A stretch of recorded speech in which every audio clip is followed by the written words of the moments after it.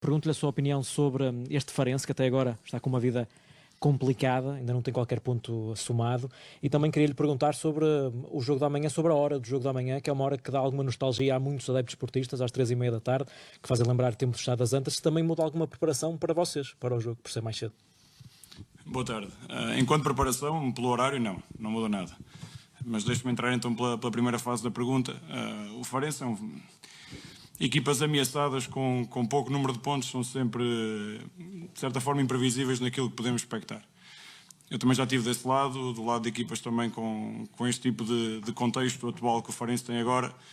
E sei que muitas vezes as equipas agarram-se a tudo, unem-se, vão buscar crenças, muitas convicções, e é preciso estarmos em alerta permanente, de forma praticamente ininterrupta ao longo de todo o jogo.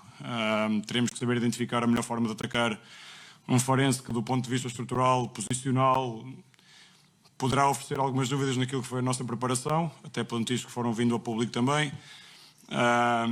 Teremos de estar muito ligados àquilo que nós somos, muito ligados àquilo que fomos reforçando enquanto construção do nosso jogo nestas 2 semanas de paragem e altamente vinculados com o desejo de vencer.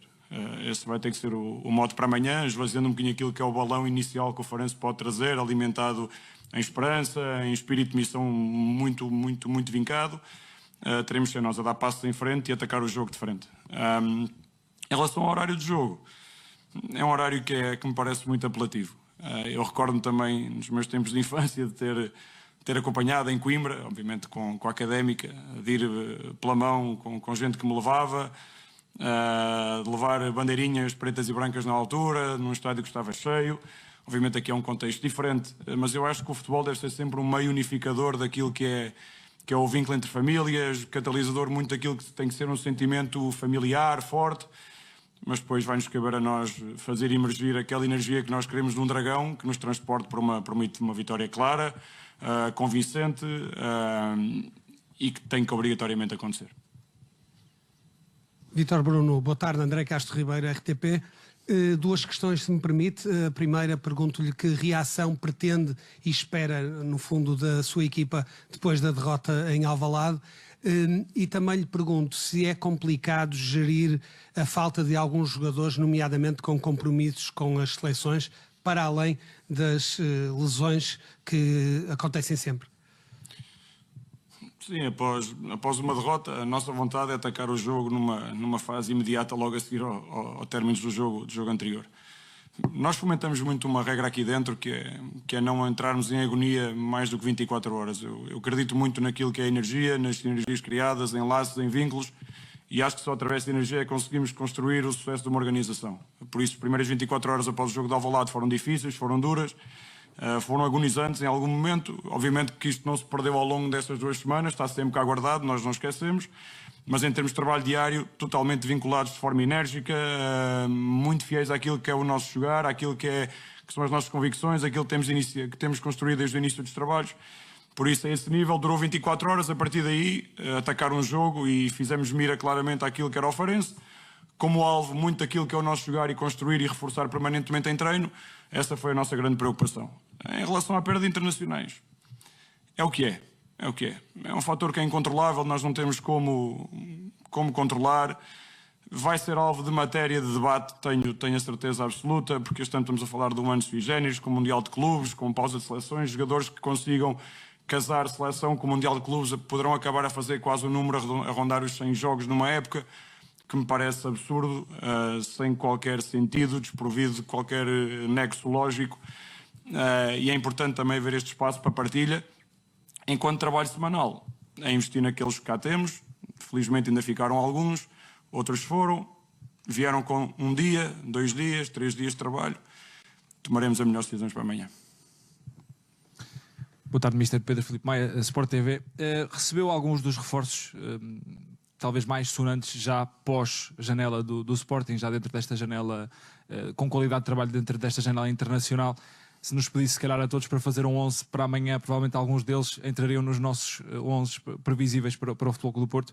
A pergunta que lhe faço é, primeiro, se alguém o tem surpreendido pela positiva em treino, e segundo, se não teme ter que começar já tarde na época, depois do fecho de mercado, novas dinâmicas na equipa com os jogadores a entrarem agora. Sim, perdermos em lamúrias é aquilo que não fazemos aqui. O que é passado, está fechado, não podemos controlar, por isso é olhar para o presente, para o futuro e atacá-lo da melhor maneira.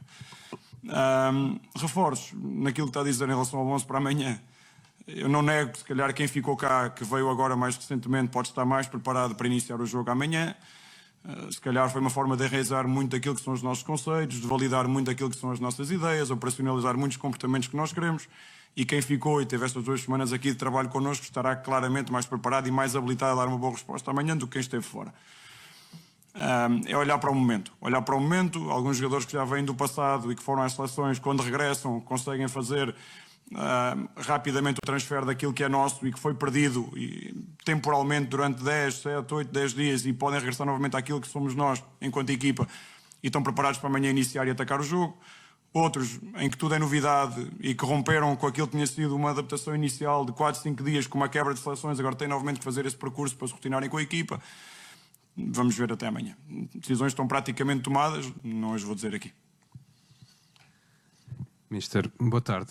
Gaspar Castro para a SIC Notícias aqui atrás. Se me permitir 2 perguntas, vou individualizar. Se me permitir, uma situação tem a ver com o Fábio Vieira. Queria perguntar-lhe como é que ele está em termos físicos, se acha que é uma lesão preocupante e circunstancial ou se é uma situação que pode suscitar preocupações daqui em diante. A outra tem a ver com... Posso já atacar essa? Sim, claro. Preocupante não será. Envolverá aqui alguns dias, não muitos. Diariamente ele está a ser reavaliado. Tem dado uma resposta fantástica, está super comprometido com o trabalho, com uma vontade enorme de ajudar a equipa. O Fábio tem aquele traço de genialidade que vocês conhecem, que eu também conheço de há uns anos para cá. De uma forma que é genial, também é genial naquilo que é o teto dele, a forma de funcionar, adaptar-se rapidamente àquilo que é o grupo, um grupo novo, vem com hábitos diferentes da Inglaterra. Está a adaptar-se muito bem, super bem acolhido, uma pessoa muito bem vista no seio do grupo, que traz energia boa e essa energia vai fazê-lo reabilitar-se o mais rápido possível. Não tenho dúvida nenhuma, será dentro em breve, se são 10 dias, 8, 12, 15, vamos ver, esperemos que seja o mais breve possível. A segunda era? A segunda questão tem a ver com uma situação que foi pública, o próprio Futebol Clube do Porto falou disso, sobre a situação do Galeno, em definição ali mesmo no fecho do mercado. Sabe-se que os clubes chegaram a acordo, a transferência não avançou. Como é que o Galeno encarou tudo isto e como é que foi de que forma é que ele correspondeu a nível de treino? Se ficou de alguma forma condicionado por tudo isto? Olha, o Galeno tem sido um profissional de excelência. Já falámos aqui, muitas vezes adaptado a um lugar que não é o dele e sempre com uma resposta e uma aceitação brutal para aquilo que é alguém que está habituado a ter números, ter gol, ter assistência. E isso acontece em zonas próximas da baliza adversária. Ele, sabendo que está mais recuado no campo, podia ter a tentação de incorrer nesse tipo de pensamento e de ficar agarrado a algum preconceito de jogar numa zona que não é dele. Nunca aconteceu.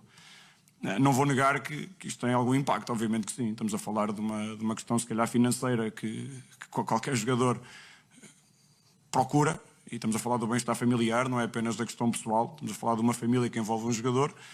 Eventualmente um dia, no dia a seguir, cabisbaixo um pouco sim, mas sempre com a noção que representa um grande clube. Isso foi ele próprio que fez questão de frisar perante o grupo, perante mim. Fez-lhe bem também ter ficado agora aqui nestas 2 semanas, com algum egoísmo da minha parte, não ter ido à seleção, para nós foi bom. Estar connosco, também lhe permitiu dar passos em frente, foi a construção também de um futuro casamento, que lhe confere estabilidade, que também acaba por nos dar um bocadinho daquilo que vai ser a estabilidade e que é cada vez mais a maturidade que ele tem. E para nós foi bom ele ter ficado. O Galeno é um bocadinho isto, é muito fiel àquilo que são valores de conduta, de profissionalismo, de rigor, de lealdade com aquilo que são os companheiros, com ele próprio. A esse nível, zero de problemas com o Galeno, muito satisfeitos com ele e com aquilo que ele pode dar. Boa tarde, Mister. Nuno Barbosa, do Jornal Record. 2 perguntas e se calhar faço numa porque estão interligadas. Alguns comentadores e colunistas afeitos ao Futebol Clube do Porto fizeram um reparo ao jogo com o Sporting de se ter mantido ainda fiel ao grupo da Áustria, sem apostar nos 3 reforços que já tinha para esse jogo, só usou um como suplente utilizado. Queria lhe perguntar se lhe merece algum comentário e também perguntar dos 5 reforços que estão disponíveis para amanhã, Fábio baixa, se estão todos convocados e se nos pode dizer quem é que não está, se houver algum que não esteja. Já se viu o convocatório? Não. A primeira questão era relativo ao... Se não está muito preso ao grupo da Áustria. Não, eu estou preso àquilo que os jogadores me dão diariamente. Eu percebo que e tem que haver espaço para opinião e espaço para análise. Isso é perfeitamente pacífico. Da minha parte, eu entendo, é o vosso trabalho, eu faço o meu, tento fazer sempre com base em convicções, naquilo que eu sinto que é o melhor para o grupo, sempre a defender de forma intransigente aquilo que é a questão desportiva do clube. Isso vai estar sempre inerente àquilo que é a minha função aqui. Se é com gente que vem de fora e que regressou e que veio agora e que integrou agora ao Espaço Porto, que tem 4 ou 5 dias de trabalho, se é gente que tem 15 dias, ou 20, ou 1 ano, ou 2, ou 3, são aqueles que estão mais habilitados a dar resposta no momento. Eu, muitas vezes, sinceramente, eu nem os meus pensamentos consigo controlar, quanto mais aquilo que vai na cabeça de outras pessoas, eu não consigo, é impossível. E é bom que há espaço para a análise e para a crítica, críticas saudáveis, que não entrem por caminhos que não são os melhores. A partir daí não tenho problema nenhum, eu lido muito bem com isso, muito honestamente. Depende daquilo que os jogadores me dão. Eu sou muito fiel àquilo que é o trabalho, àquilo que é muito pouco tolerante à falta de compromisso, e graças a Deus aqui não tem havido. Os jogadores têm sido uma seriedade brutal e quando assim é, da minha parte tem tudo. Reforços? Estão muitos convocados, sim.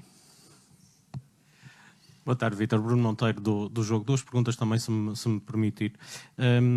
O Porto perdeu 2 atacantes experientes, como o Evanilson e o Taremi, e acabou por contratar o Samu e o Denis Gul, que têm ambos 20 anos. Esta juventude requer mais paciência da parte do Vítor na preparação dos jogadores e isso é possível pedir também aos adeptos, que têm uma exigência tão grande no clube? Mas essa exigência é boa. Eu gosto dela, já disse aqui no final de um jogo, eu gosto de gente exigente, gente apaixonada, como é o adepto do Porto, o sócio do Porto, que gosta de exigência, altos níveis de desafio, que os jogadores se desafiem eles próprios, se comprometam de forma total com aquilo que é o jogo, que é o treino, e depois que o façam de forma convicta e que espelhem no campo aquilo que tem que ser um retrato fiel daquilo que é o nosso treino. Isso é aquilo que eles gostam e que eu também gosto que eles façam. O Samu tem 20 anos, 19 anos, o Gul tem 20, 19 anos, é verdade que sim. Para mim a idade conta pouco, a idade, a religião, a cor, para mim tem muito pouco valor. A partir do momento em que eu sinto que eles estão capazes de dar resposta e que seja uma resposta que traga mais valia e que acrescente valor ao clube, eles vão para dentro do campo sem qualquer problema. Até lá terão que fazer pela vida, lutar, nestes 2 casos, lutar com o Fran, lutar com o Dani, lutar com mais um ou outro que pode aparecer naquele espaço e que já o conhece por via do treino. Depois cabe a mim decidir.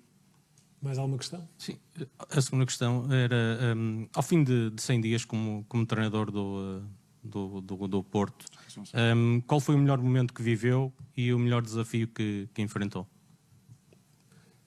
São 100? Do presidente. Provável.